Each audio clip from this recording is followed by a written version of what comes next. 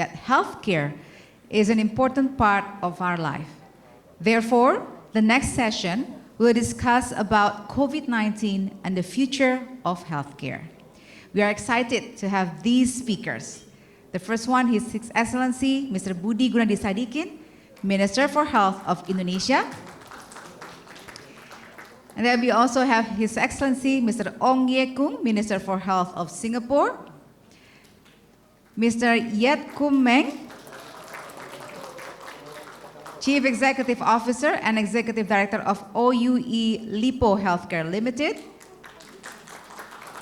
And Ms. Levana Sani, co-founder of Nalagenetics. To moderate this session, we will have Ms. Avril Hong, presenter of CNA. Let's welcome our speakers and moderator to the stage.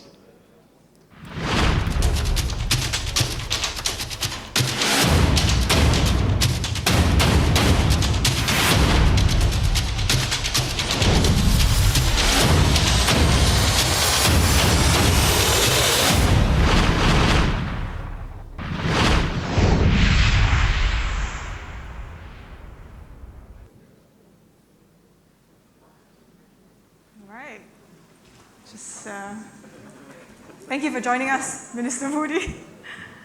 Okay, I'd just like to begin by extending a warm welcome to our panelists. We have Minister Budi, Minister Ong, Mr. Yet, as well as co-founder of Nalagenetics, Levana Sani, and just giving everyone a rough idea of what these various companies do. OUE Healthcare Lippo is an integrated services provider, and they operate in key Asian markets such as China, Myanmar, and Singapore. And Nalagenetics is a biotech firm, and they're involved in providing personalized screening and prescription via genetic testing, for example.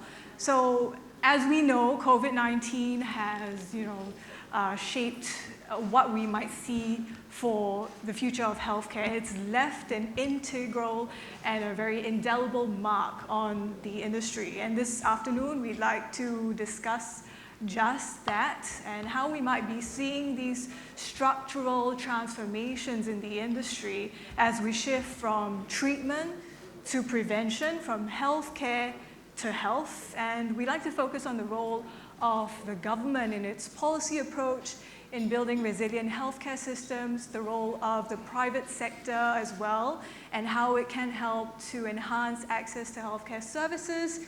And we'd like to talk also about the importance of investment in innovation. So let's get straight into it with the panelists. Let's start with you first, Pak Budi. The pandemic has clearly taught us many important lessons, and it's shaping the future of healthcare. What do you see are some of the changes for Indonesia's healthcare? I mean, it's a world's fourth most populous nation. It's got a sprawling archipelago. What are the gaps that you think need to be addressed? For Indonesia, that has more than 17,000 islands and many active volcanoes, somebody told me before that, Budi, remember this, that lofty mountains only come from great earthquakes. So great pandemics open up a great opportunity for Indonesia to reform, especially our healthcare reform. So now we are embarking and using this momentum, windows of opportunity to do major healthcare reform. And we will do 6 major reforms. First is closer to my heart is primary care. We will also reform our secondary care. We will reform our healthcare resiliency systems, including end-to-end manufacturing and also healthcare resources. And we will do reform in healthcare financing, number 4. Number 5, reform in healthcare human resources. And number 6, reform in healthcare technology, which is involving heavily on information technology and leapfrogging on the biotechnology. That's why I have an Indonesian here that's working in Singapore, but she will also work for Indonesian products later on. Yeah, Levana. Thank you. So those are the 6 major reforms that we would like to do in the next 2 years. So what are the challenges that you foresee in working towards closing those gaps and reforming healthcare in Indonesia? I realized that money is not the concern. Having working 30 years in banking, I understand how to look for money. The issues that we have and we would like to do reform is first we have to change the mindset. Instead of focusing how to cure sick people, we focus on how to establish healthy people. It is much more cheaper, much more efficient, and much more productive also for the people. So changing the mindset of the populations that healthcare is their responsibility, and also focusing on keeping you healthy is much more important than curing you when you are sick. And the second is we need to professionalize our health workers. We don't have enough doctors, we don't have enough public health professionals. We need to develop our healthcare professionals. And that will take more time and more difficult to do. How much of a runway do we have for these changes to be enacted? What sort of time frame? Is this a decades-long process? Is this a 5-10-year thing we're talking about? As I'm a physicist, I believe in Einstein theory of relativity. People said, Woody, you need 10 years to do it. I mean, in theory of relativity of Albert Einstein, if the twins born on Earth and somebody traveled by the speed of light to Pluto and came back, they realized that, hey, I'm a different age with my twins. So what I told me is, and my friend, time is relative. So if you tell me 10 years to do it, yes, if you work 8 hours in every day, and one day is 24 hours. But if you work 36 hours in every day, you can finish that in 3 years. So I'm a very practical person, I'm very ambitious. I said, let's focus on what we can do as quickly as possible in 2 years, because I will retire in 2024. If the president didn't change my job tomorrow, I will finish in 2024. Let's do as quickly as possible, and let's put a solid foundation for the next 3 years. But I think planning for 10 years is, you can do it in China or Singapore, because the government is stable. Indonesia, you have to be very, very precise what we like to do in 2 years, in 5 years. Right, especially since we have the momentum going and some of the public will behind that can push the healthcare changes. And that is something that I would like to close, and I would like you to ask another person. Indonesia is very successful. In every crisis, we did a major reform. 1998 is the worst crisis happened to Indonesia. It is a financial crisis started in banking sector. Now it's an economic crisis started in health sector. But in 1998, Indonesia is successfully reformed not only the financial sector, the banking sector, but also the political systems. So major crisis open up a major opportunity to reform. Okay. And we have proven to do it, and we would like to seize this opportunity again. From crisis to opportunity, I like Singapore's perspective. Minister Ong, looking beyond the pandemic, what do you think are some of the longer term challenges for reforming Singapore's healthcare system, and what the government will do to address them? The stark reality for Singapore is we are aging. We are no volcanoes, but we are aging. And some call it a silver tsunami.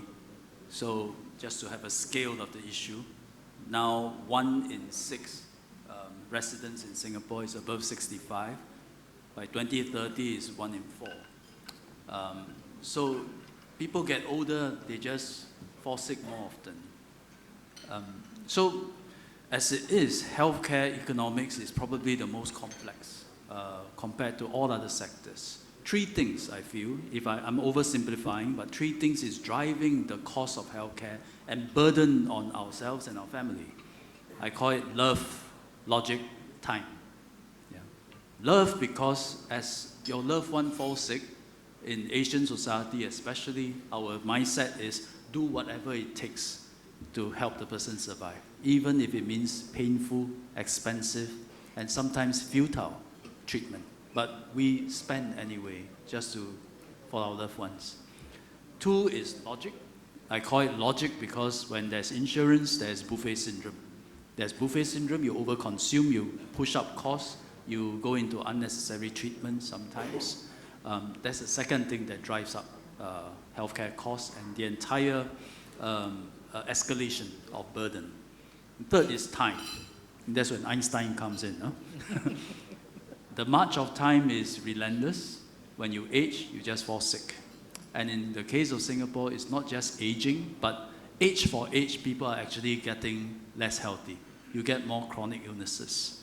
So you look at hyperlipidemia, 1/4, 10 years ago, to more than 1/3 now. Diabetes is the only one that's stable, about just under 10%. High blood pressure used to be 1/5, now it's almost 1/3 of our population. The prevalence rate are all going up. I think it's just our lifestyle, more sedentary, less exercise, eating better food maybe, and less healthy food. So all this is adding on to our burden. Then came COVID. And as Pak Budi say, you never waste a crisis. And COVID showed us what can be done to help reverse some of this. You cannot control the escalation in terms of aging and sickness, but you can bend the curve. Just as we bend the COVID curve, we need to bend the chronic illness curve. And that is through preventive care. Just look at ourselves. The basic mindset is by the time we fall really sick, we have to go for an operation. It's painful, it's expensive, it's a burden emotionally to our family. And then you start to regret, why don't I eat less char kway teow, eat less laksa, or put less sugar, put less salt in my diet, which was little sacrifices that we could have done, but we will not do it now because we have not seen the price. But every day we do this and lead unhealthy life, we are paying the price later. Or we are incurring a price that we will pay later. So how do we make people do the right things now? COVID showed us how. Because of COVID, people are now taking vaccinations, people are wearing masks, people are reminded through their apps, and there's just so many policies that previously we say cannot be done, but because of COVID, it can be done. In the case of Singapore, one major policy change, other than vaccination and masks, is that the whole GP sector, all our private clinicians, family doctors, become part of the public health system. They are out there attending to patients with COVID, making decisions. Do you rest at home? Do you go to hospital? Do you go to an isolation facility? Do I test you with ART or do I test you with PCR? And they are making all those triaging and medication decisions on the ground as part of our system. Imagine we convert that entire machinery into preventive care. That you and I, who are all healthy, we will see a doctor, just as we see a doctor during COVID. We'll see a doctor and they will make sure we do our health screening. They'll make sure that we practice healthy lifestyle, eating, sleeping, dieting, exercising, doing all those things well. And it will prevent so much pain and expenses later on in life. So that's why we are urban environment, quite different from Indonesia with 17,000 islands. So as an urban environment, we need to put a lot more focus on preventive care. That's why we launched this major healthcare reform program that we call Healthier SG. We can talk more about it later. Maybe we take it offline because we have a lot to run through today. What Minister Ong is alluding to is some of the behavioral changes among the consumer, among patients. So let's bring in the private sector perspective in this. And Mr. Yet, I know you have a lot to say. What are some of the challenges for reforming healthcare, particularly for players such as OUE? Thank you, Avril. I think first and foremost, whilst the pandemic has been unfortunate, it has been a very strong wake-up call for the whole industry. We're actually seeing a lot of changes to the landscape in the last 2 years, more than we have seen in decades before, which is actually quite good news. For us to approach that, I think first of all, we have to move from a curative medicine approach to a more what we call the morbidity compression. And to do so, we have to change our approach from reactive to what we call the 4P approach, which is preventive, participatory, personalized, and predictive. Yeah? So this is all possible only because of the latest technological advancements and scientific breakthroughs in genomics, data modeling, cloud computing, telemedicine. But in order to carry out all these things, as what you said, it's not without challenges, some of which the two ministers have already spoken. I think most and foremost important is actually about education and communication. There are some countries whereby the primary care itself is almost non-existent or in infancy stage. Where there's a problem, people are very used to going to the hospital to seek treatment. So there's got to be a process of education whereby the public is aware and they trust and they accept this new approach. That's what the ministers say, focusing on primary care and maybe even ancillary care with less emphasis on treatment at the tertiary care or the hospitals. So I think the communication and the education will be a very important challenge for us. Secondly, will be about data sharing. In order for this care continuum to work as an ecosystem between primary, secondary, tertiary, and ancillary care, there must be proper data sharing between the public and private sector and between private sectors. In order to create a seamless experience for the patient, improve the clinical outcome, as well as empower our consumers to make their own informed decisions. But to do so, there are challenges of data privacy, security, and safety that we have to address. Last but not least, we have to retweak our payer model to face these challenges. By that, I mean our government medical insurance schemes has to be tweaked. We have to have dialogue with the insurance players to realign the policies and payouts. At the same time, for the consumers, they also require certain tweaking of the co-payment scheme in order to change their behavior towards what we call the preventive care or the rehabilitative care. So I think these are the challenges that we have to overcome before the private sector can fall aligned with the government policies and the changing landscape. Okay, I want to bring in Nirvana, but just before that, Minister Ong, just hearing what Mr. Yet had to say, how do you think the government can respond to the challenges that private sector players such as OUE face? These are all very valid points. So in the case, I mentioned love, logic, and time. In the case of love, the common system and policy used in many countries is what they call HTA, Health Technology Assessment, so that you don't just let go of every drug that is available. Some drugs have much cheaper alternatives, generics for example, and some drugs are just not cost effective, cost so much that you break the system if you introduce all of them.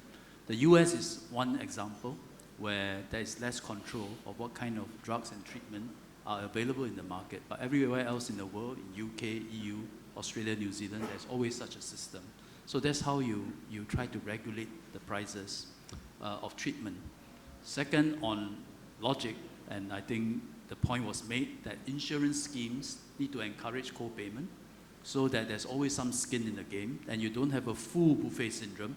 You want insurance to cushion against catastrophic illness, but you always have some skin in the game such that if you opt for unnecessary treatment that is too expensive, you still have to pay some, and that will check the consumer consumption behavior. But the greatest challenge is time, and that has to be preventive care. And what was mentioned, the need for integrative system, the need for public-private sector to work together as one system, making sure that the integrating factor is really data and IT. Right. And you need to have that national system to capture all the medical records and data, overcoming whatever privacy concerns that people have. But the only way to make sure you integrate the system is make sure that data and information flow. So we are in the process of building a national healthcare system, IT system called the NEHR, National Electronic Health Records. And so all private and public healthcare providers will participate in it and adopt the system. And at some time, it will probably be a legal requirement that you contribute patient data into the system, but you also access all patient data, which means as a patient, whatever settings you go to, your record is available. You don't have to repeat your story over and over again, and you can trust that as you move from doctor to doctor, the next doctor knows exactly your medical history, at least the key summary. That would be of utmost convenience for a lot of us consumers. And you've also touched on how this is a very fine calibration between love, logic, and time, and formulating the But right I'm policy. oversimplifying. Right, to accommodate all this. So let's bring in Levi now to the conversation. I mean, part of what might shape the future of healthcare are these scientific breakthroughs. And we've heard from both the ministers as well as Mr. Yet, and they talk about this aspect of health being something that's moving towards prevention, and that's exactly where Nalagenetics can play a key role. So tell us a bit more about how pharmacogenetics can play a role in healthcare of the future. Yeah, of course. Pharmacogenetics is genetic testing for drugs prescription. But first of all, before that, I'm very honored to be here. Thank you so much for having me. So it's really great to tell everybody here about pharmacogenetics, because the statistics is that every one of us has at least one drug that we cannot take because of our DNA. So our mission has always been to make genetic information as ubiquitous, as easy to act on, and as easy to access for providers as much as your blood type. So you don't need it every day, but the case that you do need it, it can mean life or death. And genetic information, especially pharmacogenetics, is in that category. And we see a lot more in preventive care, especially that these information should be in the right hands at the right time. COVID-19 specifically, how it really have brought pharmacogenomics forward, mainly in two ways. Very opportunistically, as a company that was based in Southeast Asia, we built a test that was, first of all, cost-effective. Because we knew that we were not based in the US. We were not a company that can charge $5,000 for a single test.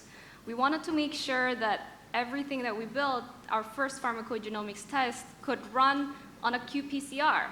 And a lot of people, a lot of investors in the US, when we first fundraised, thought we were silly. Why wouldn't you want more data sets? But looking at the market here, and qPCR being the workhorse of personalized medicine, we are seeing now how qPCR now has increased in terms of accessibility in 100 times. There's thousands of PCR machines now all over the region. And so that makes a test like ours become potentially more standard of care in the future. But I think the other part of making sure that pharmacogenetics is going to be part of our future is this data access. Because genetic testing doesn't really change throughout your life. The interpretation might, but your genetic code is your blueprint.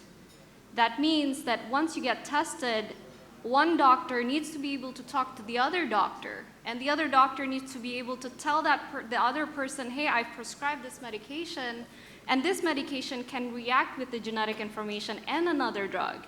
And this all information is additive, and it needs to be in the same place. So the other part that is very important for us, in addition to creating the kit itself, is the software. Is being able to manage genetic data and integrate it into existing systems is going to be a big key on ensuring that preventive health is realized on the patient, on the provider level, and our dream is on the insurance level. So we can go to all these insurance companies and say, why would you be paying for drugs that will never work for these patients anyway? Some of our patients who are taking depressive medications take 8 years to find the right medications for them. Some of them who are in cardiovascular have told us stories about how bleeding caused by the adverse drug reactions of blood thinners actually caused them to get rehospitalized or even fatal.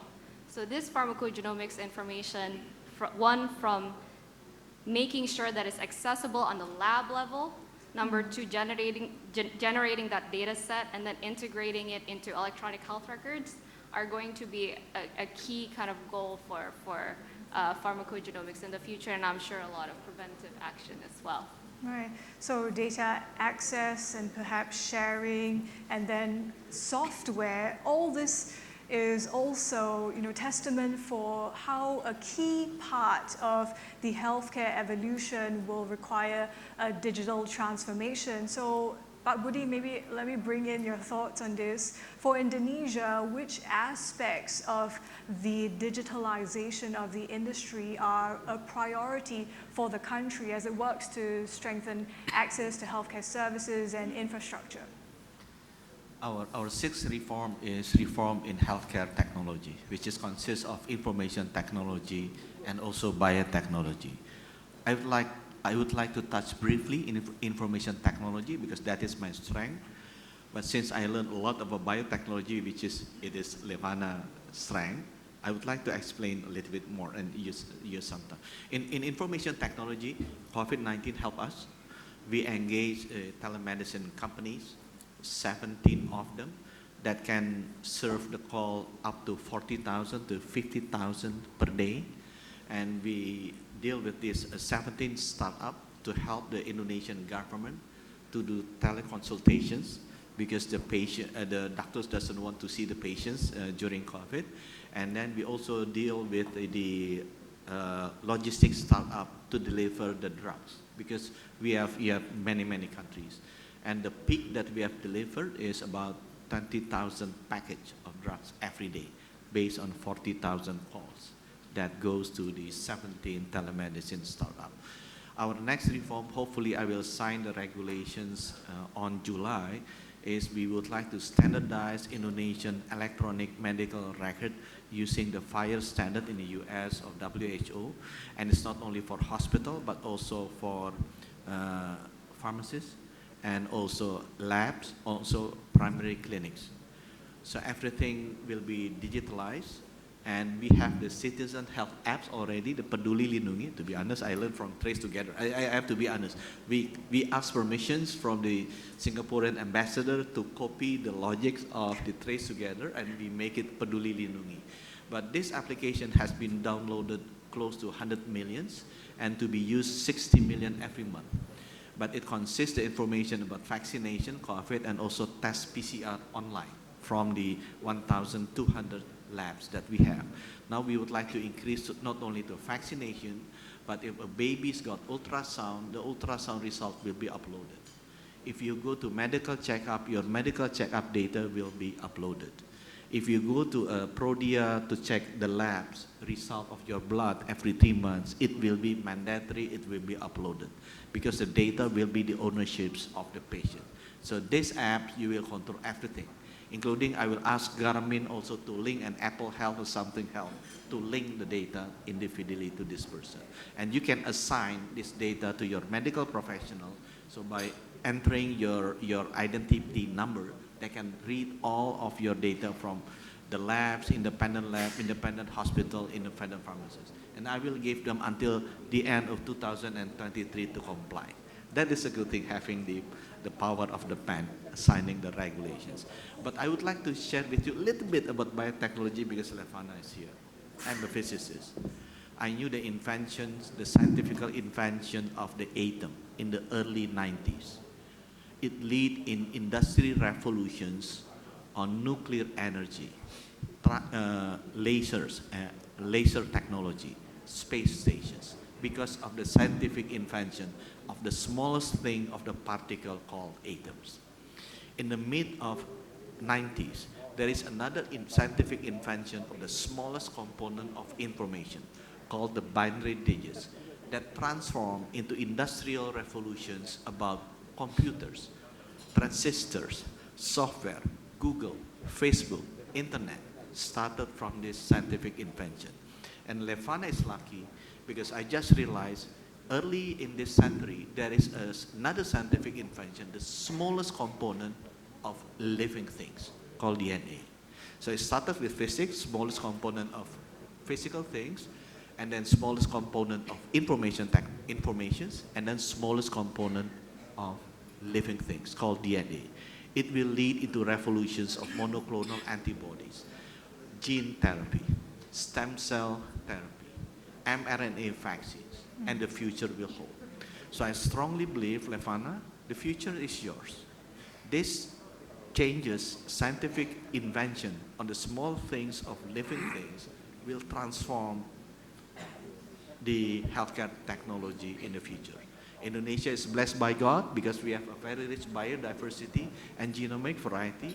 We have to the west of the Weber line, the Asian races, Asian plantation, Asian animals, and to the east of Welles line, the Australian races, Australian plantation, Australian animals. And we have somewhere in the mix.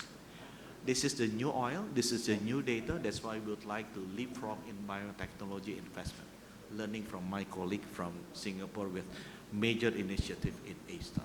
Because this is the future of medical. Precision medicine, personalized medicine, you can do everything. Instead of doing the blood test to see your health condition, you can do MRI and CT scan now with the advance in technology to check your condition. In the future, we will do it, the diagnostic with biotechnology. There's immense potential there, certainly, Pak Budi. But I like your thoughts as well now, Minister Ong. I mean, he spoke about how, the Singapore experience with technology amid COVID-19 inspired some of the policy in Indonesia. How has Singapore's use of technology in the fight against COVID informed Singapore's plans for healthcare reform? I'm glad we inspired you in some ways. I think during COVID, everyone is not just in Singapore, but Malaysia have My Sejahtera, Indonesia, I'm still trying to pronounce Peduli Lindungi. Yeah, not bad. I have all three, and in Singapore I have Trace Together. So during COVID, most people end up downloading an app that you can move around so that there's contact tracing, so that you can be informed if you are exposed to risk. So that is a new thing. We never had that, right? In our smartphone, what are the must-have apps? It's your alarm clock, it's your YouTube, Facebook, TikTok, WhatsApp. But now I think for all of us, it includes a healthcare app. And I think this should be a post-COVID norm, that we should have at least a healthcare app. And in Singapore, we are designing, again, I'm speaking as an urban environment, very different challenges from Indonesia. We are thinking of at least 2 healthcare apps that must have everyone who live here. One is what we call the Health Hub. Health Hub, I mentioned earlier that we are building a national system for healthcare records. That is the national system, but there's a window to that national system to view your own health records, and that's the Health Hub. So I go into Health Hub now, I know what kind of blood tests I've done, what kind of vaccinations I've done, it's all there. And then there's a separate app that we call the Health 365, which we started before COVID. Because we have a national steps challenge, we encourage Singaporeans or residents to walk as much as they can. If you clock 10,000 steps, the app will monitor that and give you a price. 700,000 adult Singapore residents have downloaded it. There's 1/5 of adult population participated in our National Steps Challenge and downloaded Health 365.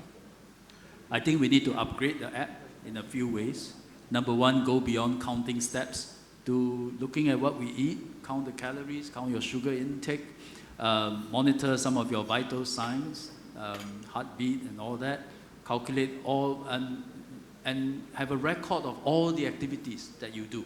Yeah, walking, running, chin-up, push-ups, Pilates, yoga, it can all be captured. That's one of the upgrades. Second upgrade is to be compatible with all the wonderful innovations out there. There's an explosion of healthcare apps and digital health apps all over the world.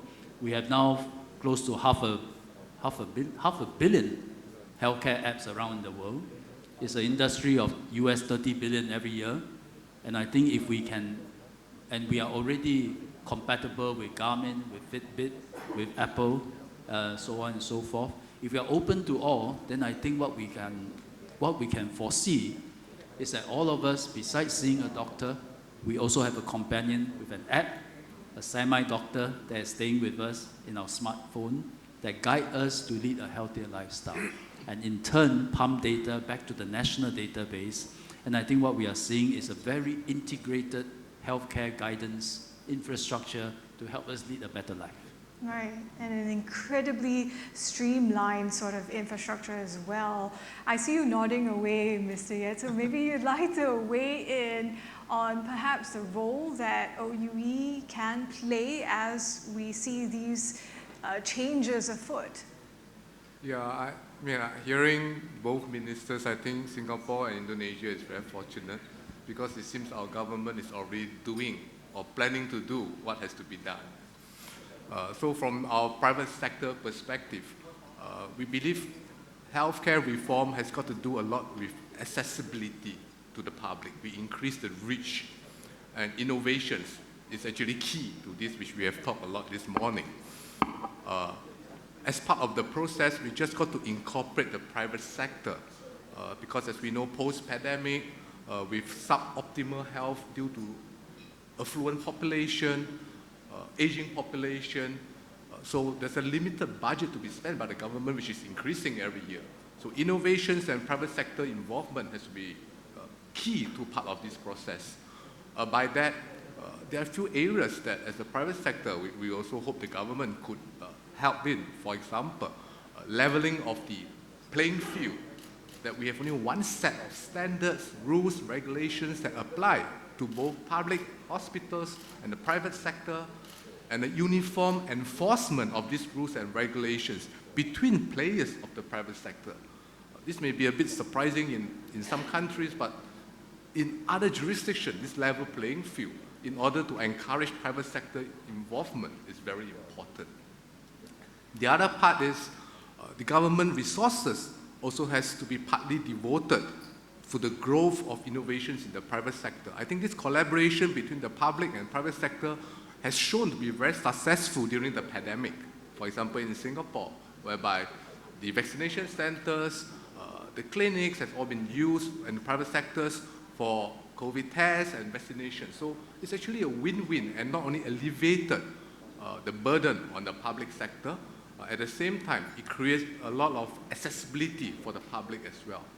So I think from OE perspective or from the private sector perspective, we also hope the government continue to work hand in hand with the private sector, devote resources so that we could collaborate to align with the vision of a digital health that we have all spoken so much about. Yeah. Okay. Levi, just like your thoughts as well before we start to wrap up this discussion.